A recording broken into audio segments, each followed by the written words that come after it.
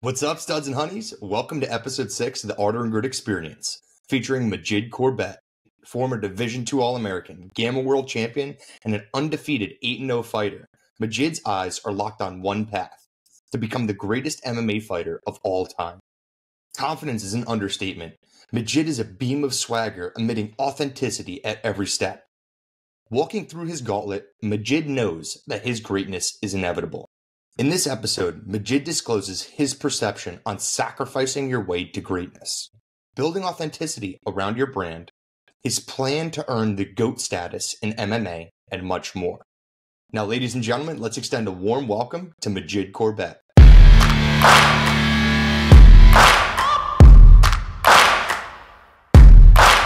So to kick everything up, you want to give a brief intro on yourself, like what you're doing, what you're about, what you're working towards?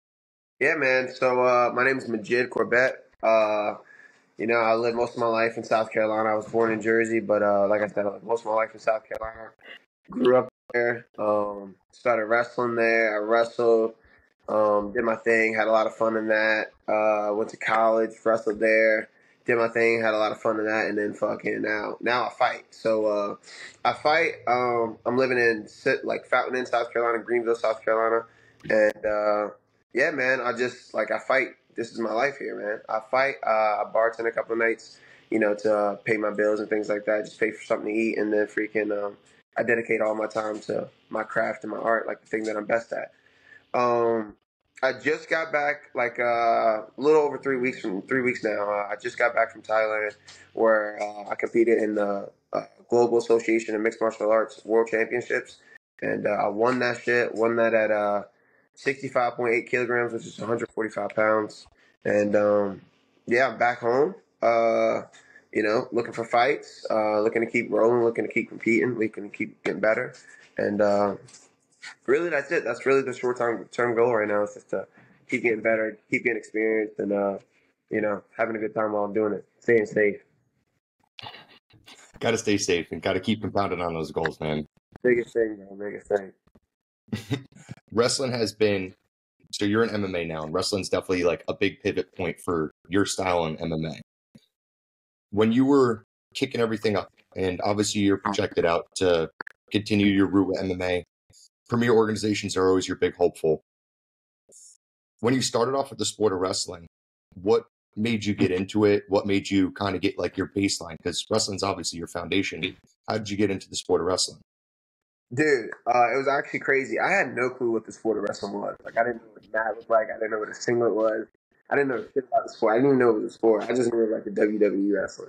So I was like a ninth grader, I was a ninth grader, like a freshman in high school.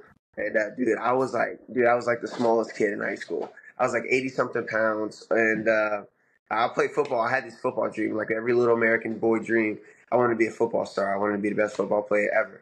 And I played quarterback, and I played my ass off or whatever. And I was like, it wasn't good because I was just way too small. One of my coaches came up to me like at the end of football season. He was like, "Yo, how much do you weigh?" I was like 100 pounds, thinking I'm like badass. And he's like, "You trying to come out to wrestle? You trying to wrestle for our wrestling team?" And I was just like, and this is a coach asking me, so I was just like, you know what, I kind of like just listened to like the superior. I was like, I guess so, whatever. If you tell me to come out to wrestle, I guess I'll do it. And he's like, all right. Well, they came back like the next day, and they were like, yeah, you coming to wrestle? I was like, all right, where'd I come wrestle? So, dude, I get to wrestling practice, and this is like after the season, whatever. They tell me to come to a certain spot. Came to it, pulled up to wrestling. First time I ever seen mats.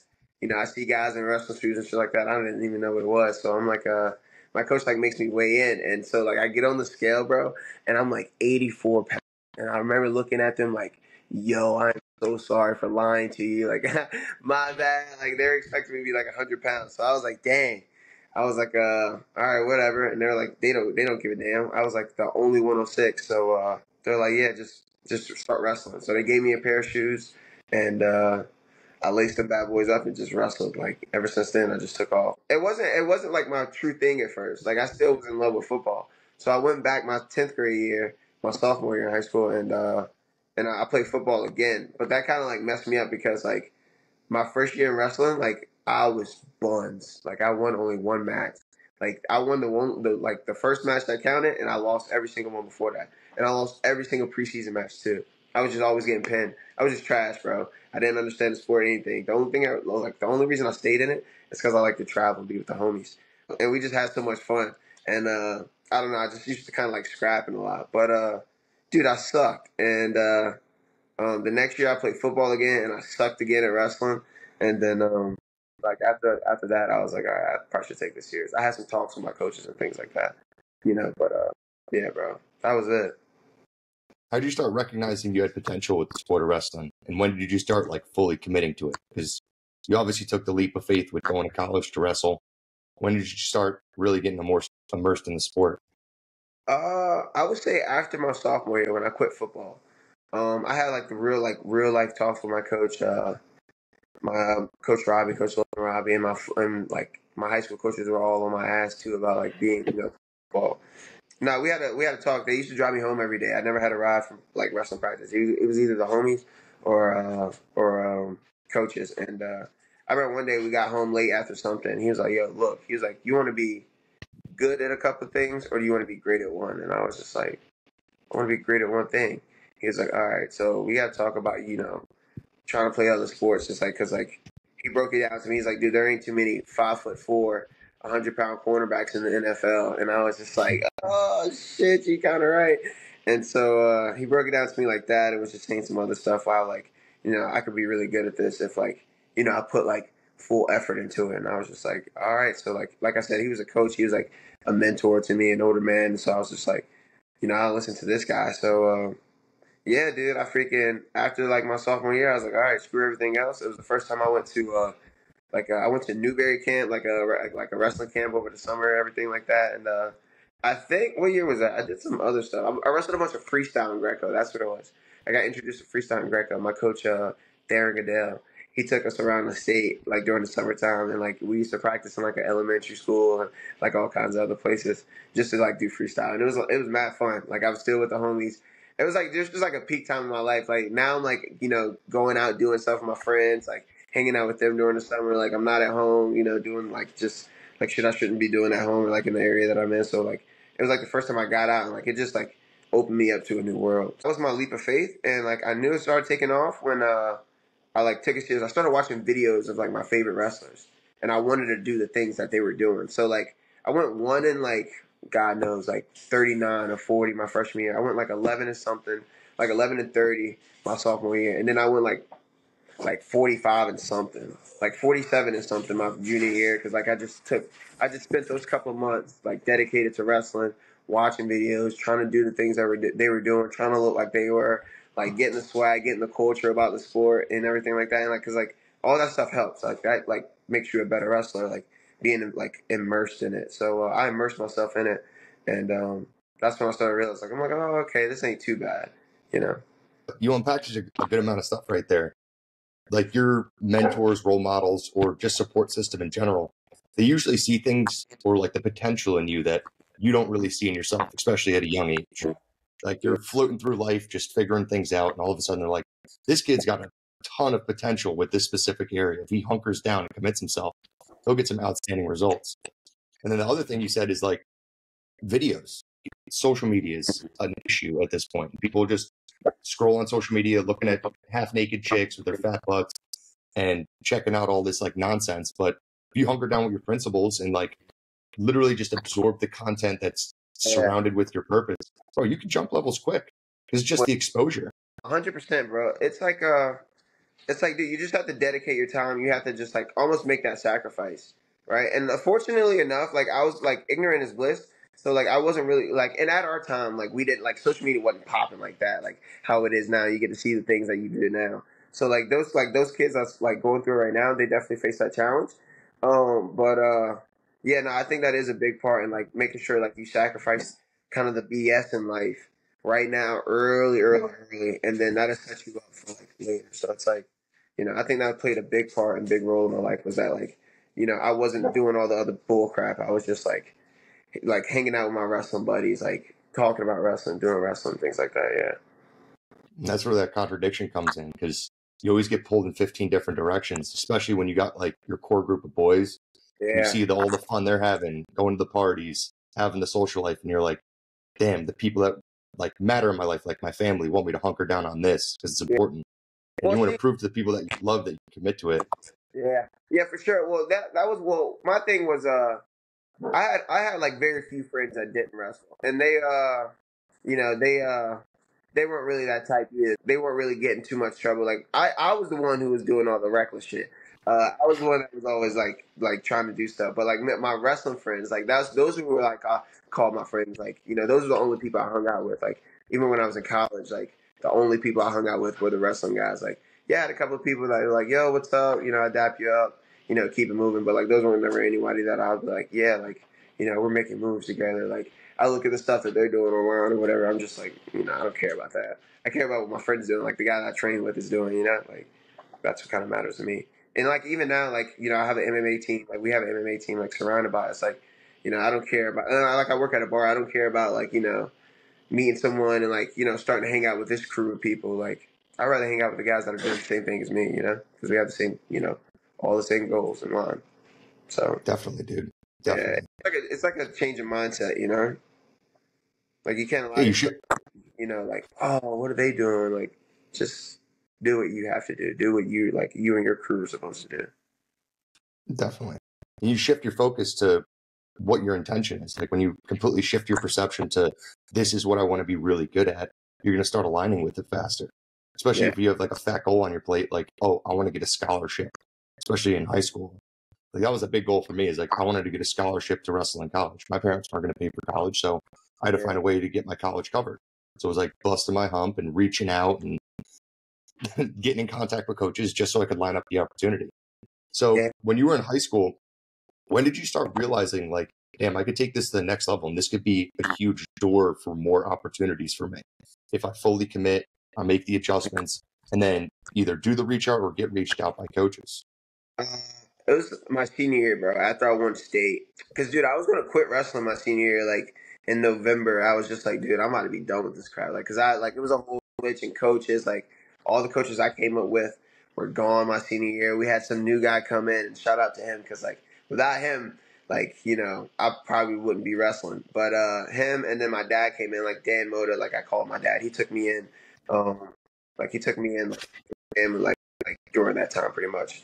But me and his son were like best friends coming up. Dude, it was like really like after my senior year when I started winning a state title. I got picked to go to North South. I wrestled there. I like All American and at NHSC at Virginia Beach, All American there. And I was just like, you know what? Actually, I probably could do something. So Dan sat me down, and he was like, "Yo, we need to like get you to college." And I didn't know nothing about college. I was like, dude, I thought I was gonna go to the Marines. I was gonna like sign up for the Marines, go to the Marines, and be like, screw this wrestling stuff. I'm not doing this afterwards, or whatever. That fell through, and I was like, thank God that fell through, because like it was something crazy that was like a good thing that happened.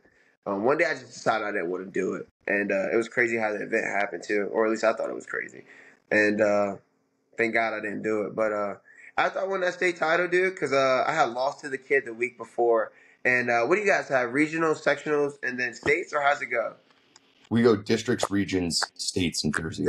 Okay. District, regions, and states. So at the region finals, I lost to this kid, and he was supposed to like be picked to win the state. And they were trying to say like this kid's going to tech everybody all the way through and everything like that. And the kid was really good. Kid named Jacob Breser, and he's from Lexington. But bro, he beat me the week before like 7-1, dogged me. And I remember going outside after that and being like, just sitting down. I wasn't crying or nothing. I remember just sitting down and being like, asking myself one simple question. I was like, how am I going to win state? Like, how am I going to beat this kid? And it wasn't like one of those negatives, like my like glass is half empty. Like, how am I going to beat him? It was more like, how can I get this work and like get past this kid in 1 week? Like, I need to figure this out. And I don't know. I made it happen the next week in state. Like, I won in like quadruple overtime and like sudden death, like ride out, and I beat him. After that, when my dad was like, "Yo, we need to get you in college, get you in college." SMC was recruiting me. Matt Oliver was over there. He was recruiting me, and then my brother and I knew like the whole recruiting class before. The year before me went to Limestone. So at first I was thinking about going JUCO or everything like that in SMC, but I still wasn't like too keen or too knowledgeable about like the JUCO life and like going to school for 2 years and going to another school. I was like, oh, that's kind of a lot. I don't even know much about college. Like, it's just like you go somewhere for 4 years. And so I was like, you know what? I'm gonna just go where I feel comfortable at, where my brothers went, like where all the guys I knew went, like the biggest recruiting class that Armstrong's ever had went. Like I know those guys over there, and I've been with them. I hung out with them, went on a recruiting visit over there. So I was like, yeah, I'm gonna go over to Limestone. And so I think that was the greatest decision I ever made. And ever since then, I took off, dude. Fucking. In the beginning, I was having my doubts, like after high school, because I wanted to be. I was like kind of lazy. I was like, dude, I wanted to like have an easy life. And at first, I was like, before I joined the Marines, I was going to join the Air Force, and I was like, that's probably like the easiest way to go. And I was like, nah, I need to have something tougher. So I was going to join the Marines. Didn't fall through. Wrestle. So I was like, all right, so now I'm a wrestler. I'm wrestling in college. And then at the beginning, like we had like these heavy recruits at like 125, and our 125 that was there already, James Sash, shout out to him. He was already good, making waves, in the D2 scene, and so and he was beating up on me in high school too, bro. So it's like I was coming out of high school as a 106. I came into college at like 116, like first day walking in or whatever. I weighed 116, and then freaking dude, I was going through puberty at the same time. I was a late bloomer. That was the whole process going through. So I was like going through things like in my head, like what am I about to do with my life? What do I want to do after college? Because like even like the wrestling dream still wasn't like prominent to me. Like I still didn't even realize how like close I was to all this stuff. So like I said, I came into college like 116. I was little.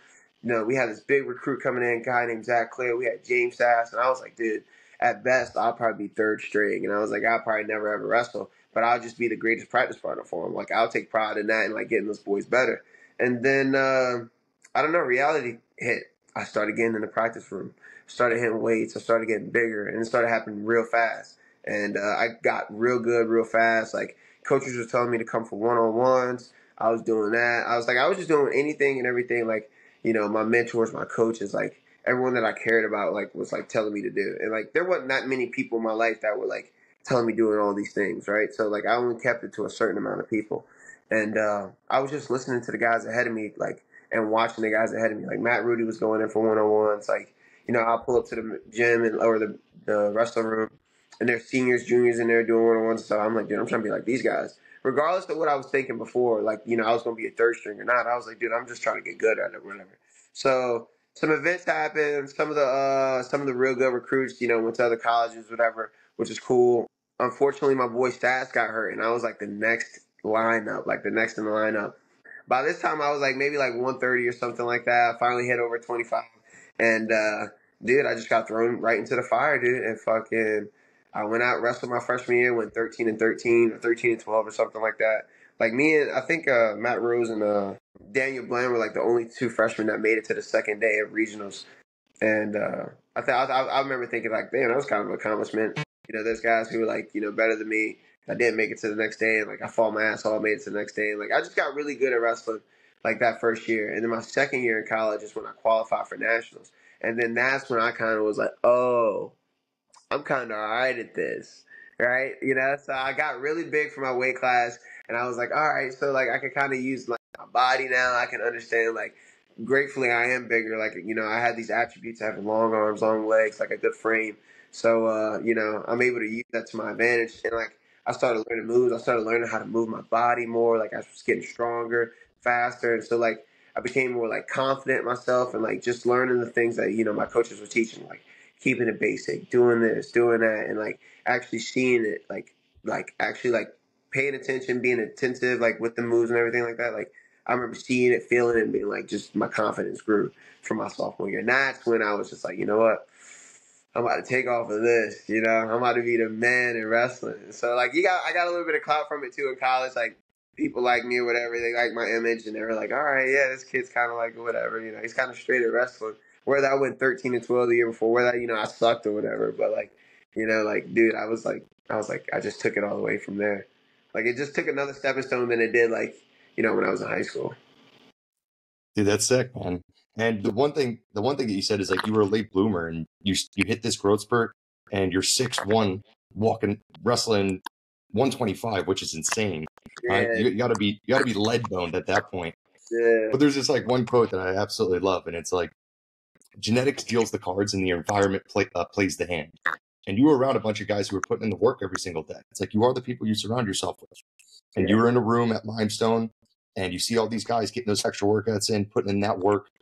striving for something great for themselves in their own environment, and you completely fell in love with that dynamic. That's what you embodied, and it just started elevating your performance, bro. You went on the mat, you started seeing the results. All of a sudden, you make nationals your sophomore year.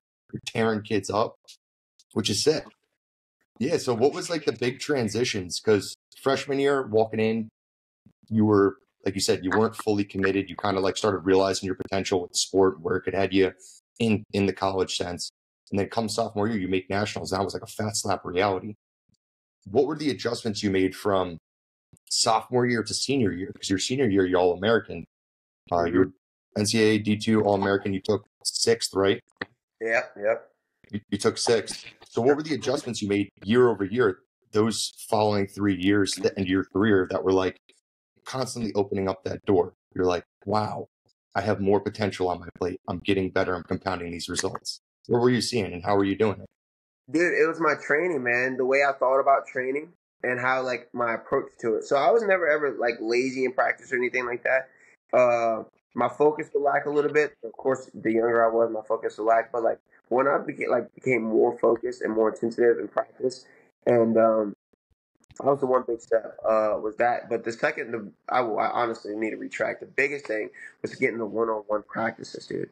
Going in for the extra work because everyone practices. Like every college in the nation practices. Like you don't have to worry about, oh, is this guy practicing or not? No, his team's practicing for sure. But is this guy putting in the extra work?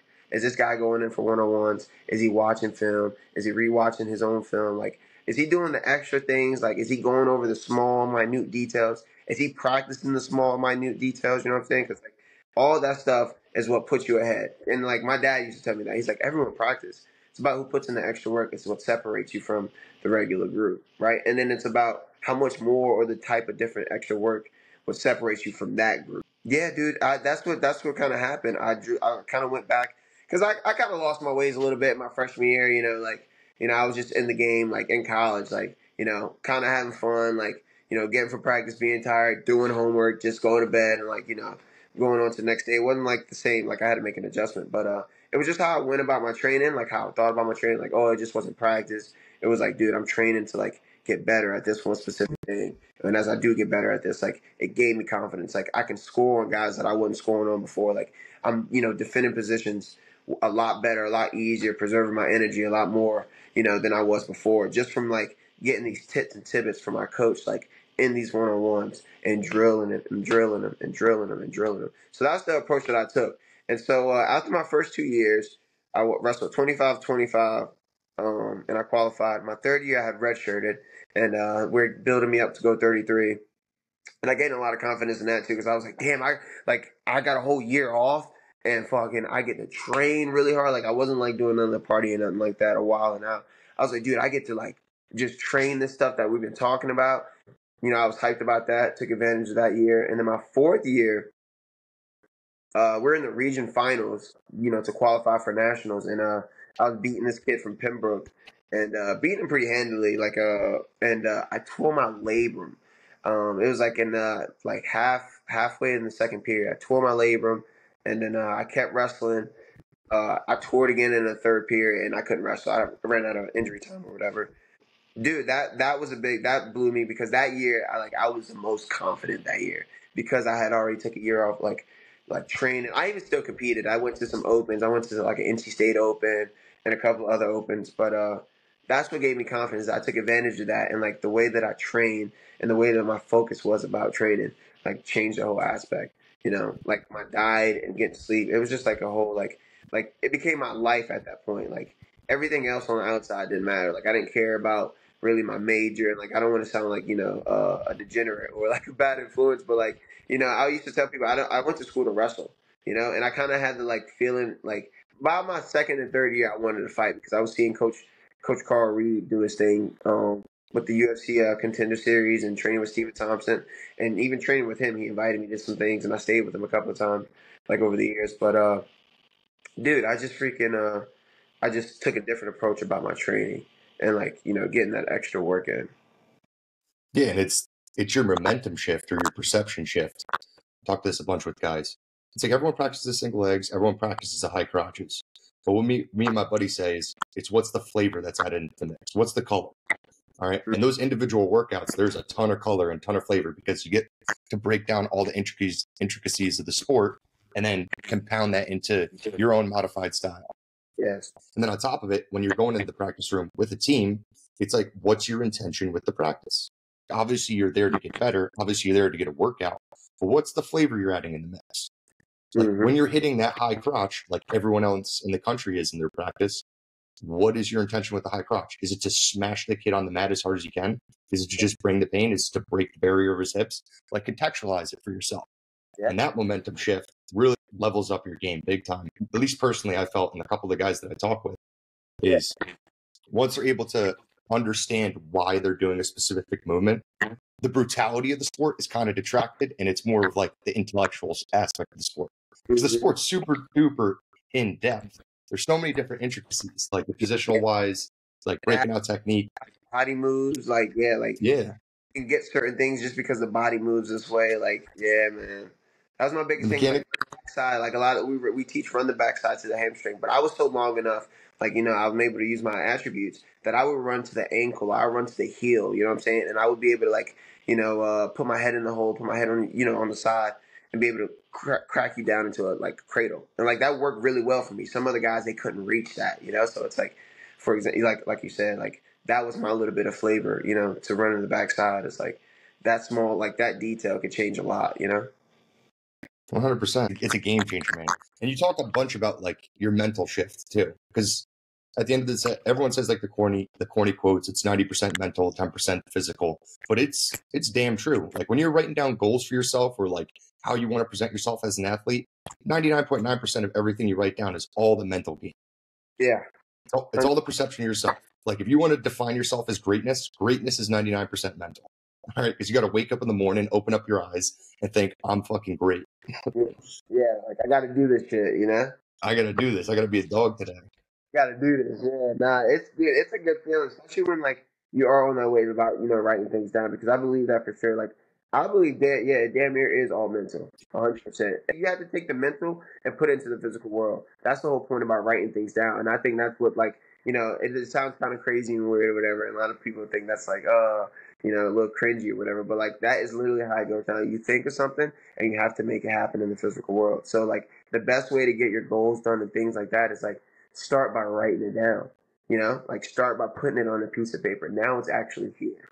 You know, now you have to actually physically kind of go out there and work for it. Mentally think about how you want to get through it, how to solve these problems and things like that. So yeah, it's 100%, damn near 100% mental. You ask me, like the physical part ain't even nothing at this point. Like you just like, you know, that's just something to deal with. Oh, I'm tired. That's just something to deal with. Like whatever, dude, get over it. You'll wake up another day, you know? I totally agree. Like pen to paper is the best way to stick with a thought. It's an accountability check. Anytime you look at your notebook and you got something right on the front page of it, you're going to subconsciously program yourself like, this is what I believe in. This is the standard that I need to stick to, especially if you constantly rehearse that cycle of writing it down. Transitioning over, you talked about how your sophomore year, you started seeing your coach Carl Reed in college elevate his game and break the UFC Contender Series and really start working that realm, training with Stephen Thompson and Stephen Thompson's dad, elevating his game there. And you wanted to get immersed in the sport just because of that attractive angle. How did you start like weaning into your systems for MMA while you were in college? Because I got a couple buddies who took that similar approach and they had MMA aspirations post college, and I saw the transitions they were making in the room, and like they start hitting. We brought in a heavy bag in our wrestling gym in college, and we started hitting a heavy bag after practice. Some dudes were like doing like light spar and stuff like that. Would you start incorporating that in your room just so you could start projecting outwards to what you wanted to do with yourself after? Kinda. So we never went. I don't want to say to the extreme. I don't think that's the extreme. But we never like brought a heavy bag into the room or nothing like that. And we watched guys like live box or everything like that. But never ever like light spar. You know what I'm saying? I feel like that's a little more official than, you know, just dicking around. But yeah, I used to always just shadow box. And so a lot of guys would kind of catch on to it, and they kind of like the fighting wave too. And I like, you know, that was one cool thing. But to answer your question, I had brought my interest to Carl about training and fighting and everything like that. he was like, all right, well, I'll call you bluff by, inviting you to come to things. And so like I would come to him, and it started off as like I would just go to jiu-jitsu practice. I would just chill with him for like a week, and I'd go to all the jiu-jitsu practices with him, and that'd be it. I'd go back home or something like that, and then like for like Christmas break or a break or something like that. I'll hang out with him for a couple of days, and I'll do boxing with him and his coaches, or then we'll be at like at a upstate. I've been to upstate a couple of times where I was part of the karate practices. But yeah, dude, he would just throw me in some practices and things like that over the years, like during those like summer breaks and things like that.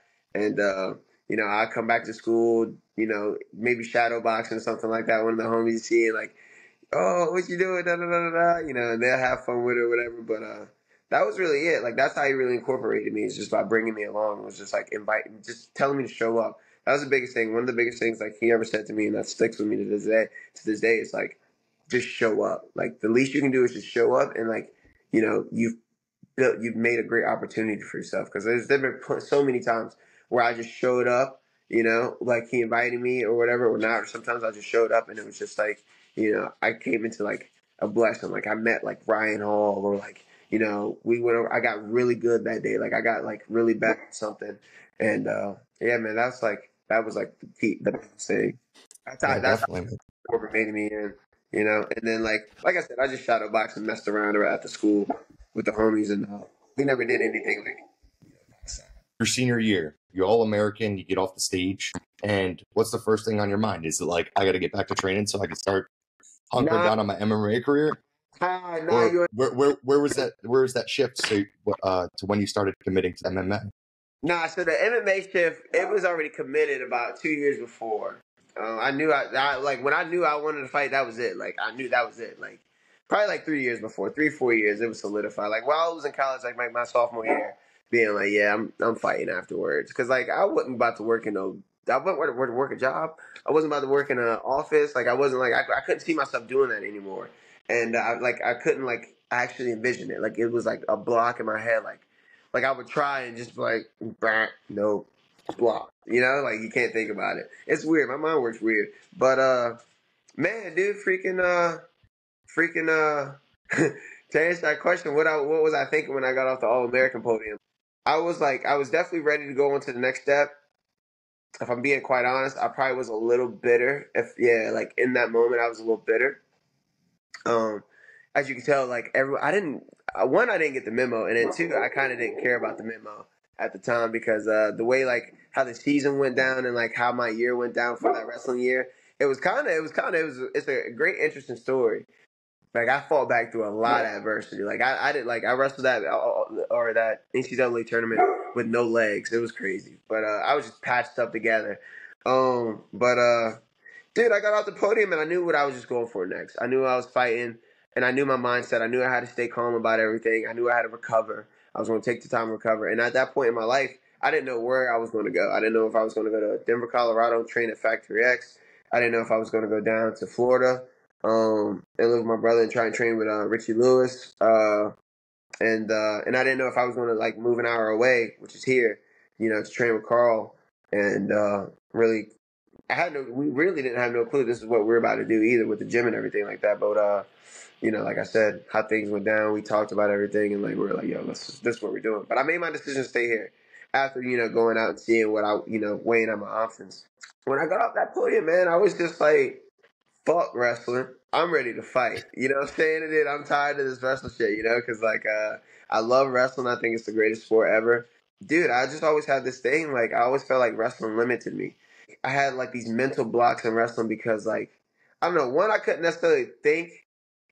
I don't want to say I couldn't think too deep into wrestling, but I almost made it want to like think that deep into wrestling. Like I got really good at like thinking deep about the anatomy and like how things work and positions and things like that. I don't know. I just like to go out there and wrestle, and like I don't know. I just got good, and I was just good at it, and I understood the sport as well. Like I was really smart about it. I understood my position, my awareness, and things like that. I was really smart about wrestling.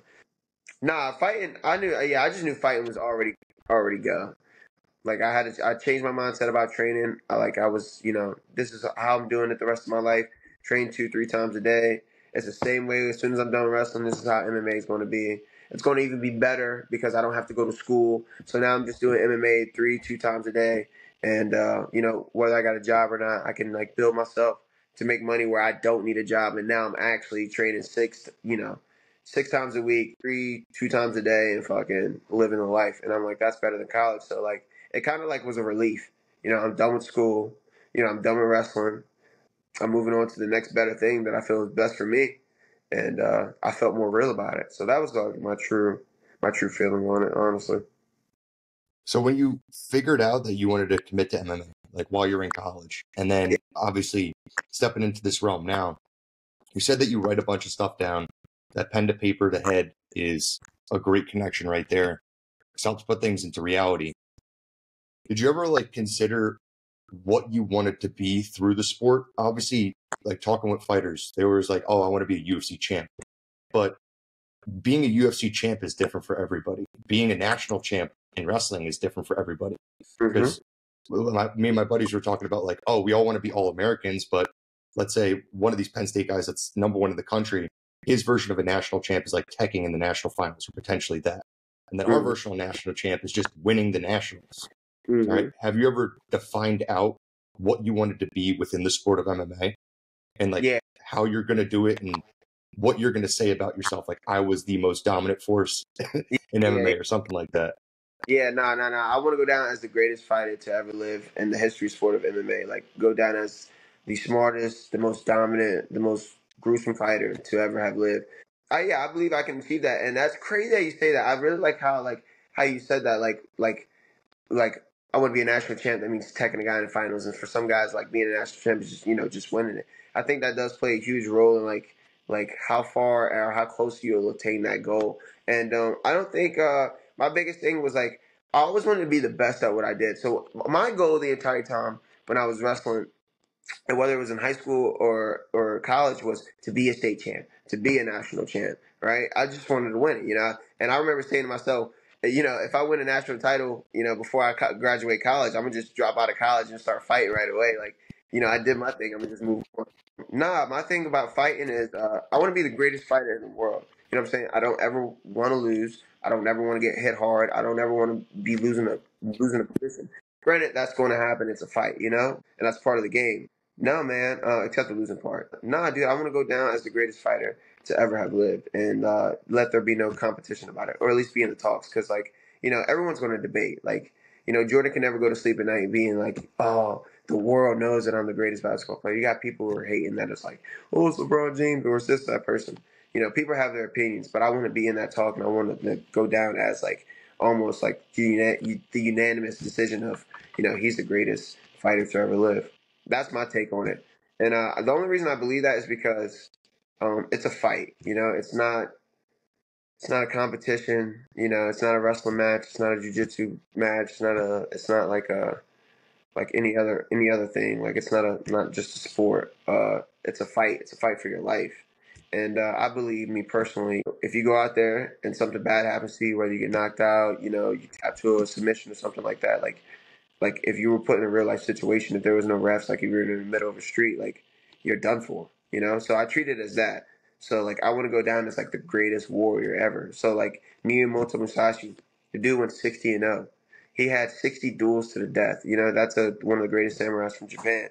How can you amount to that? Like that is almost like you're literally putting your life on the line. And granted, like this is the closest you can legally to put your life on the line, that or going to war or whatever. This is like the sports. It's like almost like the gladiator sports to let people know like you're the greatest gladiator to ever live and be through history.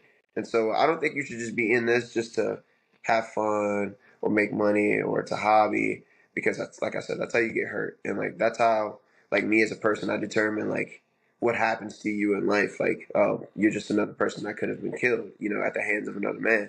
I don't want to be seen as that. And granted, yeah, those guys bigger than me, like John Jones, no matter how great and prominent I get, he's a 200-something pound man. He could just slice me out, like kick me and I'm done for.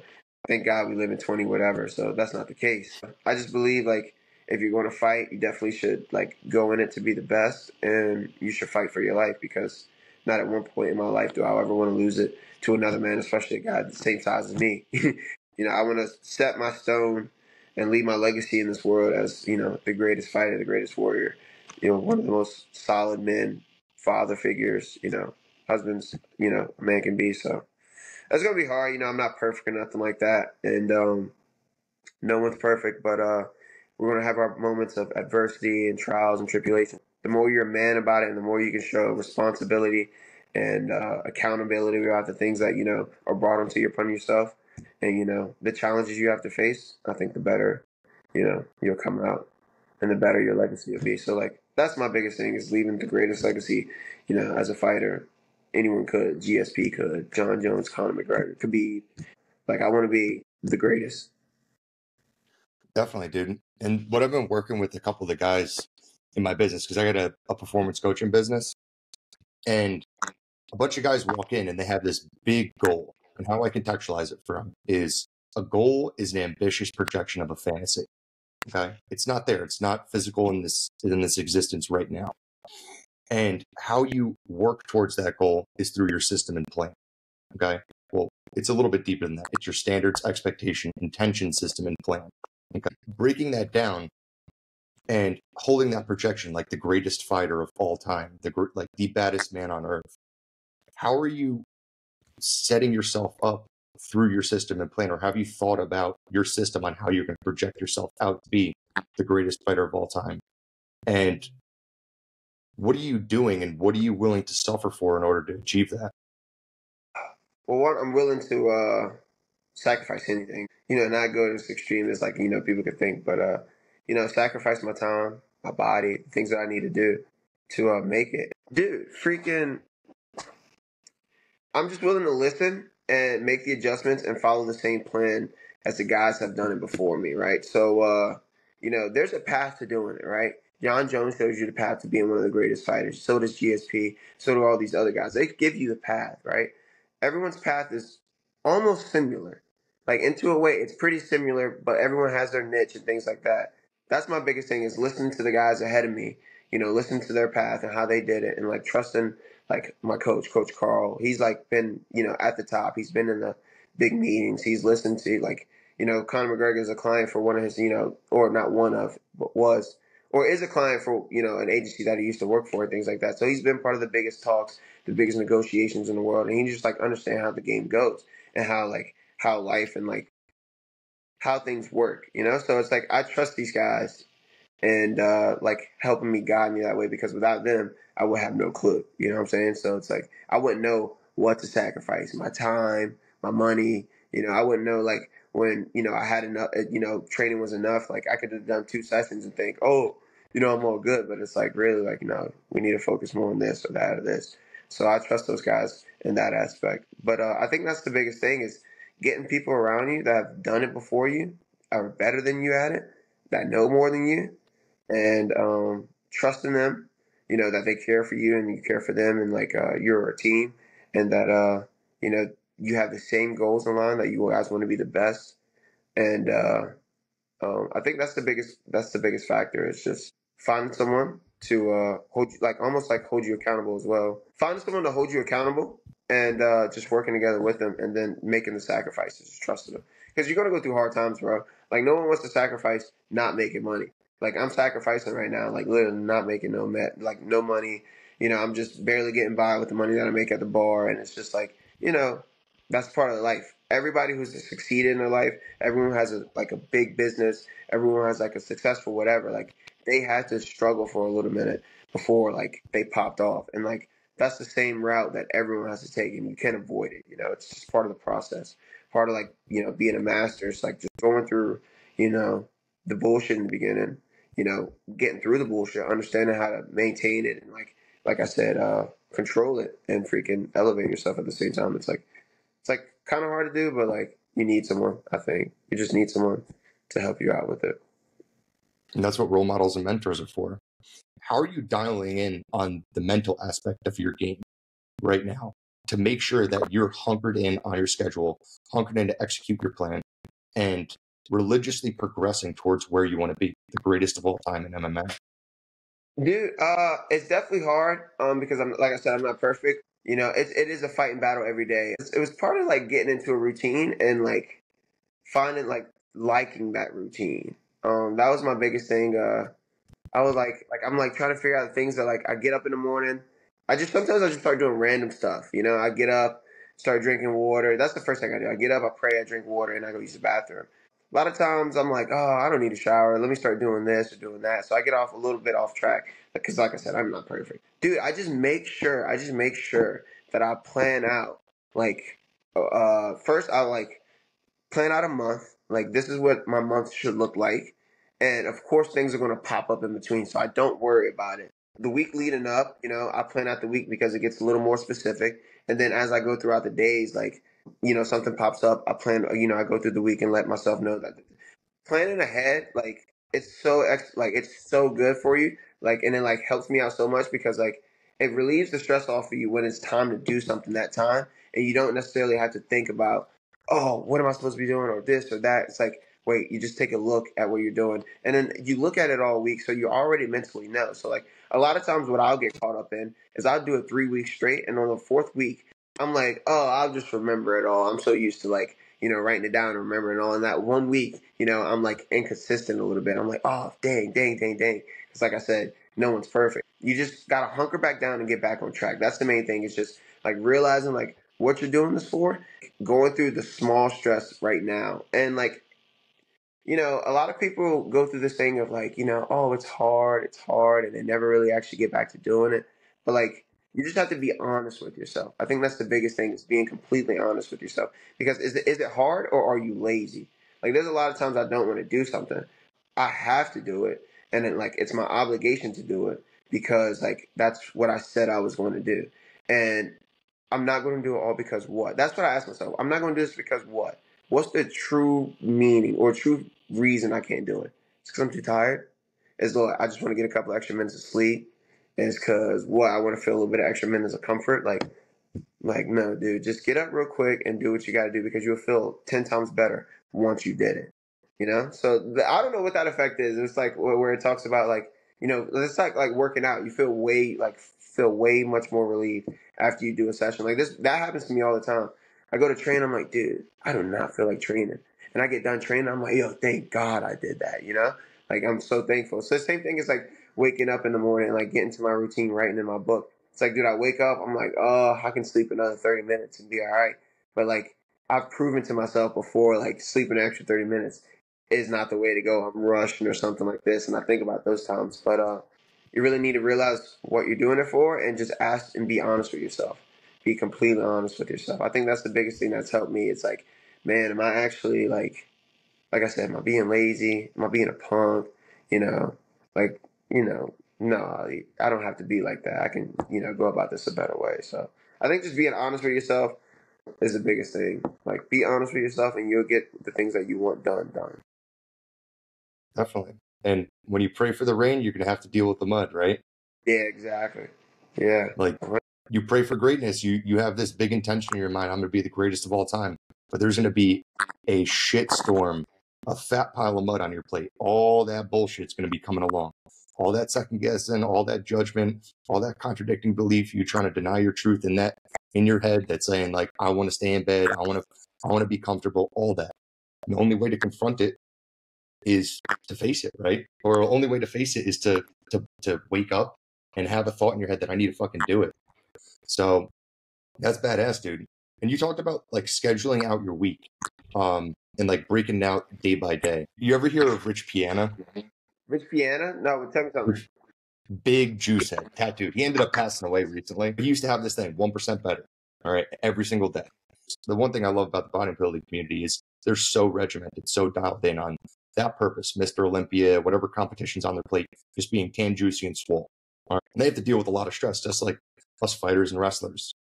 And what he would do was he would segment like I would like watch a ton of videos, and it seemed like he segmented his day and was in such a structured regimen that he was able to see the 1% growth every single day because he would harp on his routine, which I thought was kind of sick. So when you're going about elevating your performance in this MMA game, we talked about this before the call. You're like, oh, I got to work on my wrestling. Oh, I got to work on my jiujitsu. Oh, striking, this and that. What are the primary focuses that you chunk down for yourself every day to make sure that you're constantly upping your game 1%? Man, so it all depends on what we're working on, right? So like Carl was saying, maybe we need to dial back from striking a little bit and dive down more into our jiu-jitsu. So we'll get together and like change my schedule about like I'll start doing more jiu-jitsu. Our training will start to, like I said, start to revolve around more of what basis do I need more of at that moment in time to keep elevating, That's really as simple as it is. That's really it too. It's just focusing more onto that and prioritizing that.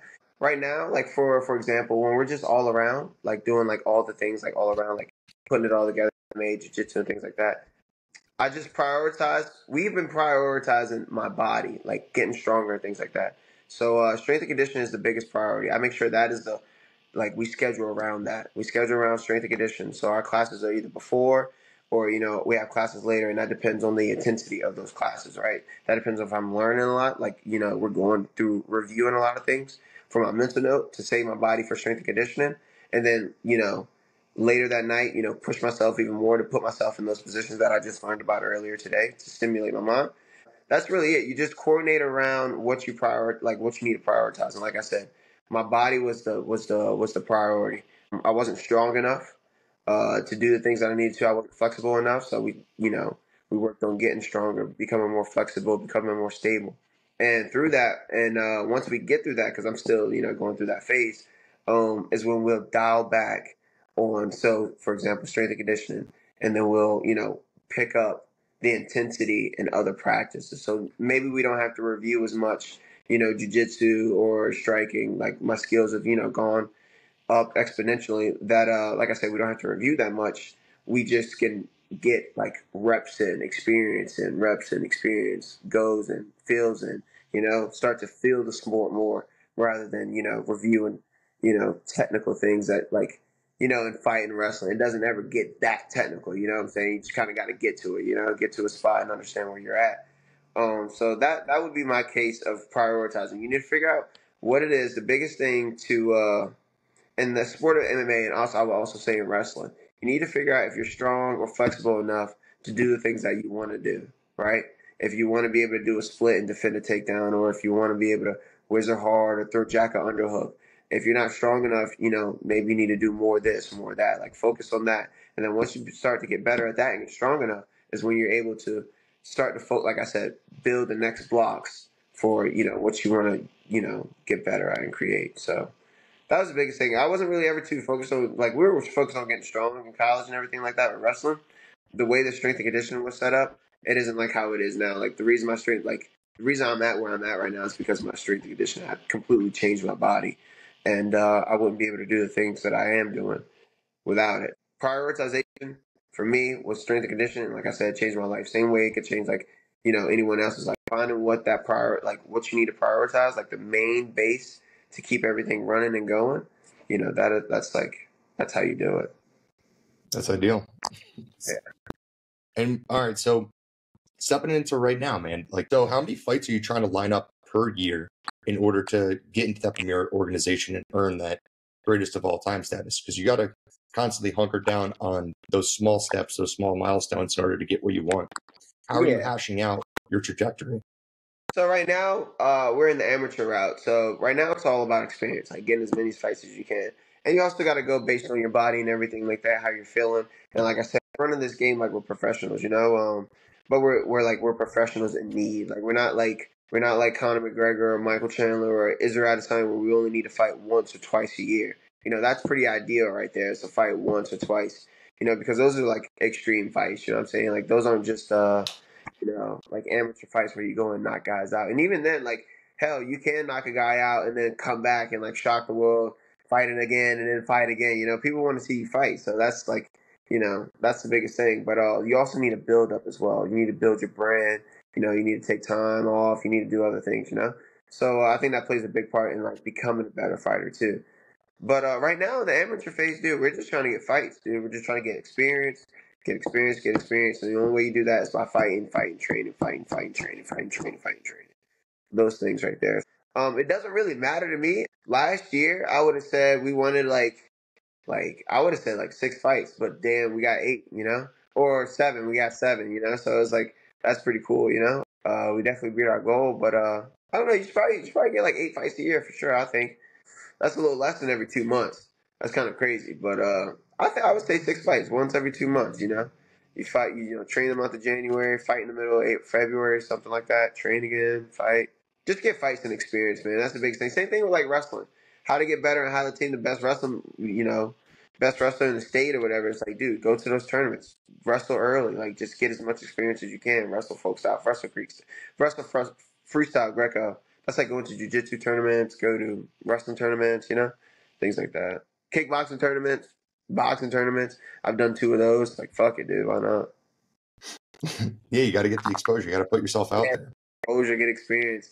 And then that's when, like, the game starts changing a little bit. Like I said, like, the more experience you get and the more of these, like, dog fights you get, dog wars. Like there'll be a point, like, you'll never get a fight as easy as an amateur fight you got before. Like, your next 4 or 5 fights, you're fighting the top 3 guys in the UFC, right? Or the top 3 guys in Bellator or PFL.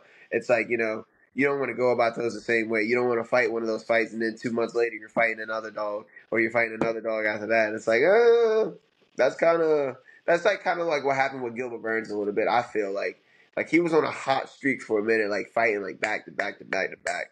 And I think he had like lost his last one or the one before or something like that. But it was just like you could kind of tell it was like, all right, dude, you kind of been fighting a lot. Like you kind of look a little run down. You don't look as good as you did like the fight or 2 before.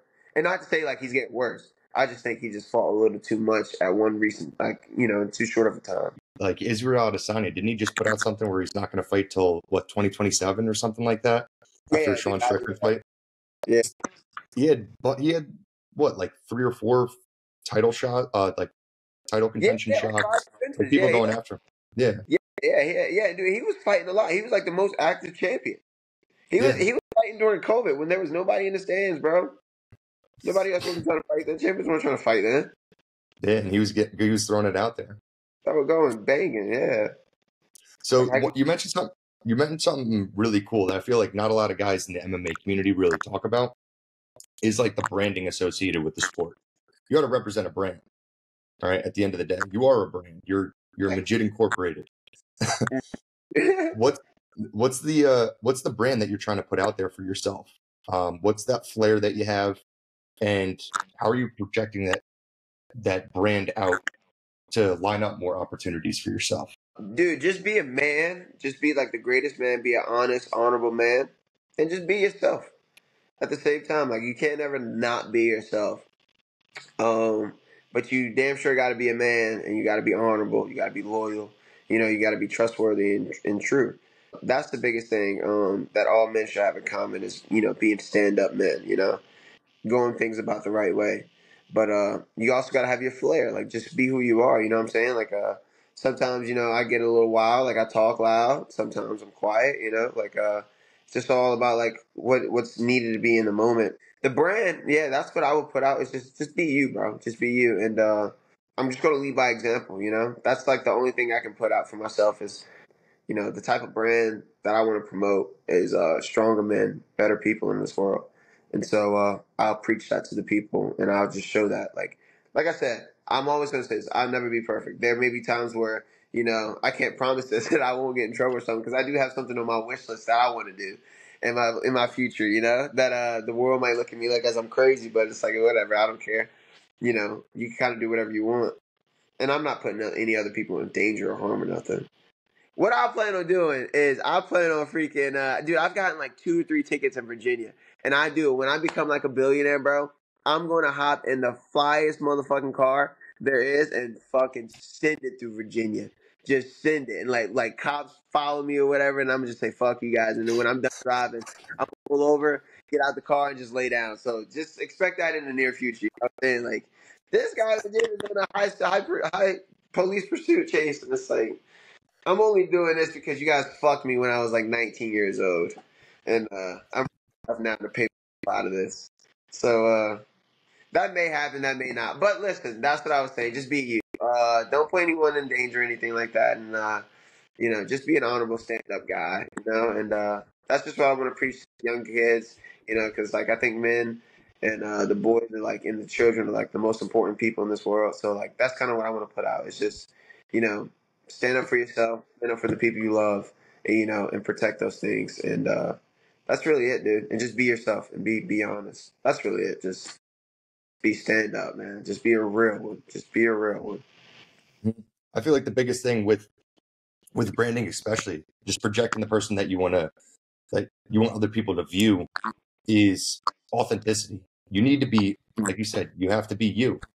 All right. And authenticity is the biggest unique factor with anybody, because everyone lives through their own experiences. Everyone has their own stories to tell, and it's unique. But finding that originality, finding that authenticity in your presentation is the most important thing with branding. And you see some guys who try too hard and try to project a character that they're not, and it looks faulty. It's not convincing. It's like, this guy's ridiculous. This guy's a fraud. And you don't really want to hop on that bandwagon with those people that just put out a fake persona.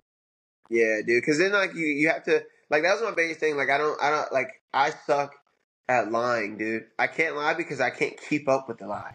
I forgot about that persona. I'm like, oh shit, oh, I gotta be this or I gotta say this. I don't think it is good that guys like put on a strong like second personality, because it's like, dude, that's something you got to keep up, and it's exhausting. That's not good for you. Like, that ain't good for you as a fighter. You know what I'm saying? Like, you got to put on a front like the day before you fight. Like, why can't you be yourself? Like, that's the best time that you feel like true to yourself is fighting or anything like that. Why can't you be yourself? So, I don't know. I think I'm a character as myself, like as it is. Like I said, dude, I just think I'm a character. I've been told I'm a character, so like I'm gonna just let that be, be it. Like, I don't have to put on this, tough guy or funny guy or or whatever persona people want to like different personalities that these guys like put on. Nah, that ain't me. What you got, baby, is right here. So you're the man. Yeah. So, yeah, man. I don't know. So and I've been told that like that's part of the game too. Like, you got to form another personality, so like you can attract certain things. I hear from a lot of people. A lot of prominent people as well, and like we also see it. We see it in a lot of prominent people. So maybe that is part of the game. Like, you have to like absorb and like actually do. But I guess I'm gonna try my best to be myself. I guess I might already have two personalities, dude. I don't know, but yeah, it's the same way. It's a little cringy to me. I just like, maybe I'm not like that. Maybe I'm just a nut as it is, and I don't feel like I need to be like that, or like, so like Kobe Covington. Or you see, yeah, like Kobe Covington, or even like Stephen Wonderboy. Like, he's just a genuine, down to earth, good dude. Yeah, and he dude. represents that through his brand. Yeah. So yeah, that's me, man. That's my whole thing is like, I'm gonna be a stand-up guy. I'm gonna be honest, trustworthy, honorable. You know what I'm saying? But I'm gonna have my flair. Like, it ain't a stunt to me. It's not a stunt to me. You won't hear me talking crazy to some guy, and then like before, I'm like, all right, man. I didn't mean the things that I said. Like, nah, that ain't me. I ain't gonna say anything I didn't mean. You know what I'm saying? So you never have to worry about that about me. That's honorable. I say some That's shit, being I mean that shit. Motherfucker, we fighting tomorrow. Fuck you, that's integrity right there. Hey, I stand with it. So to wrap this thing up, you want to give out any bits of advice for people who want to get into MMA? You want to talk about what's next for you and just have some time to just dish out what's on your head? Yeah, man. For the guys that's getting into MMA, dude, it's fun. It's the life. You can make anything out of it that you want to, like anything that you can dream of, but you have to go really, really, really, really hard for it, and it's got to be everything. And I wouldn't just even say about MMA, just anything in life. You got to pick it, and you got to go 100% into that, and like you got to be able to, face the problems, the trials, the challenges, and things like that, because it does get hard. It gets extremely hard. No matter where you come from, no matter if you're really poor or you have a great foundation, like there's a point. Everyone has that wall, has that break, and so I just want to let guys know that like it gets hard, but you gotta fucking stick it through, keep sticking it through, keep working hard, and just trying to get better. Find someone you trust and love, and work with them, and just to get better. I don't know. I encourage MMA. I encourage all the guys to do it, and I encourage guys to learn how to fight, learn how to control themselves, discipline themselves. Just stay in the game. Just stay in the game as long as you can. Have as much fun with it, and if you're planning a fight, go as hard as you can. It's not a game. You can get hurt and fucking You don't want to get hurt. Yeah, dude. Just go as hard as you can at whatever you want to do, and don't stop. Other than that, man, dude, just freaking live life, guys. Life is hard. You got to find a way. Find a way. Ask questions, talk to people, make connections, trust things that people say. That's really it, man. That's really all I got to say. Not much else to it. What's next for you, man? Like, what's on your plate? So what's next this coming up year, man? It's just competing.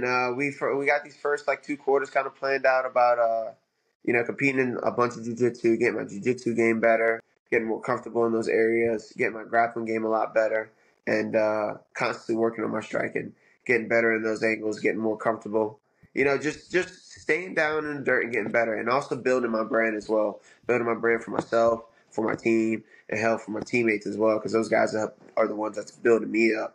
So really building my brand, reaching out to the community, getting guys, on trail, on road with the things that we're trying to do, get everybody just on the same boat, that we're hauling. And I just want to like bring people together, bring a community together, find interest in things that, everyone likes fighting. Everyone wants to see that, see the hometown hero. But man, just bringing my community together, building my brand within the community, showing Greenville, showing South Carolina that, they got one, they got a diamond in the dirt, and that, we could take over the world. Like just within this year, I can just show this state and even show this nation and show this world that, I'm one of the best that's coming up. So, really just put my name out there, putting on for the brands that, want to support me, and, putting on for the people that want to support me. So, taking challenges as they come, staying ready. That way we're able to take challenges as they come, and, just keep planning ahead, as we're going forward. So that's what I got going forward, man. It's just training, staying consistent, staying ready, putting on a name for myself, putting on a name for the brands that help me out, putting on a name for my team and my teammates, and just doing as much as I can for everybody, doing the most that I can for myself, so I can do the most for everybody. That's awesome, dog. Well, I appreciate you coming on, man. Yeah, man, I appreciate that, man. I really do, man. It was awesome talking to you. Great points that we brought up. 100%, dude. We'll do it again soon.